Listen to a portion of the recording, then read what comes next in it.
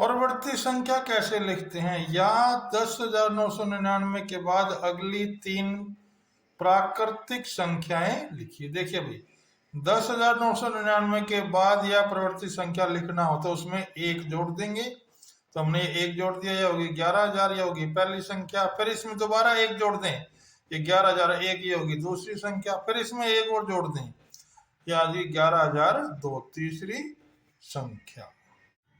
10,001 से ठीक पहले आने वाली 3 पूर्ण संख्याएं लिखिए। या पूर्ववर्ती संख्या कैसे लिखते हैं? क्या करना होता है, इसमें से हमने 1 घटाना है भाई। ये हमने घटा दिया, फिर 10,000 में से 1 घटा देंगे, 9,999, ये दूसरी संख्या आ गई। फिर 1 और घटा देंगे, आ जाएगी तीसरी संख्या। इस प्रकार ये क्वेश्चन पूरा हुआ। क्लास 6 मैथ एक्सरसाइज 2.1 पूर्ण संख्याएं। क्वेश्चन नंबर 3 है, सबसे छोटी पूर्ण संख्या कौन सी है? तो आंसर हो गया 0 या 0। क्वेश्चन नंबर 4 देखते हैं, 32 और 53 के बीच कितनी पूर्ण संख्याएं हैं?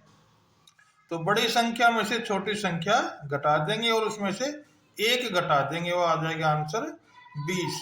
ये 1 इसलिए घटाया क्योंकि 53 और 32 के बीच में संख्याएं देखनी है। छठी क्लास मैथ एक्सरसाइज 2.1 पूर्ण संख्याएं। क्वेश्चन नंबर 5 है, निम्न के परिवर्ती संख्या लिखिए।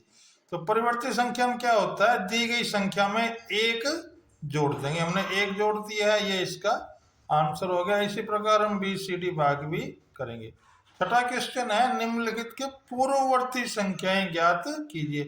पूर्ववर्ती संख्या ज्ञात करने के लिए उसमें से 1 घटाना पड़ता है, इसलिए हमने 1 घटा दिया है। इसी प्रकार BCD भाग भी हल करेंगे। छठी क्लास मैथ एक्सरसाइज 2.1 पूर्ण संख्याएं। क्वेश्चन नंबर 5 है, निम्न के परिवर्ती संख्या लिखिए। तो परिवर्ती संख्या में क्या होता है, दी गई संख्या में 1 जोड़ देंगे। हमने 1 जोड़ दिया है, ये इसका आंसर हो गया। इसी प्रकार हम BCD भाग भी करेंगे। छठा क्वेश्चन है, निम्नलिखित के पूर्ववर्ती संख्याएं ज्ञात कीजिए। पूर्ववर्ती संख्या ज्ञात करने के लिए उसमें से 1 घटाना पड़ता है, इसलिए हमने 1 घटा दिया है। इसी प्रकार BCD भाग भी हल करेंगे।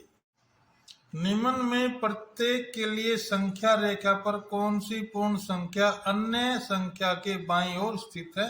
ये चिन्ह लगा के भी इनको लिखना है। 530 और 503 में देखिए भाई, ये संख्या रेखा है। इस संख्या रेखा के इधर जाएंगे तो छोटी संख्या होगी, बाईं ओर होगी और लेफ्ट हैंड साइड में होगी।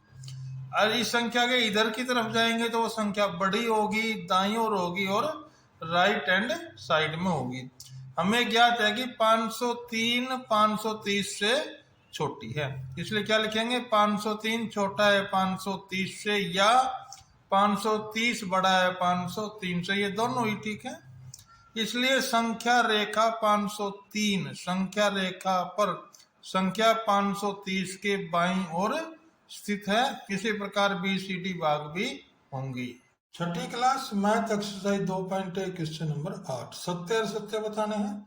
शून्य सबसे छोटी प्राकृतिक संख्या है, असत्य है। ये देखो भी, ये भी असत्य है।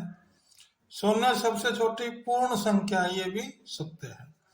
600 599 का परवर्ती है, ये सत्य हो गया। ये भी सत्य है भाई, ये असत्य है। 2 अंकों की पूर्ण संख्या का पूर्ववर्ती 1 अंक की संख्या कभी नहीं हो सकता, ये असत्य है। 1 सबसे छोटी पूर्ण संख्या है, असत्य है भाई, ये सत्य है। ये असत्य है। ये भी 13 11 के बीच और 12 के बीच में नहीं होती, तो ये भी असत्य हो गया। पूर्ण संख्या 0 का कोई पूर्ववर्ती नहीं होता, ये सत्य है। और ये हो गया असत्य।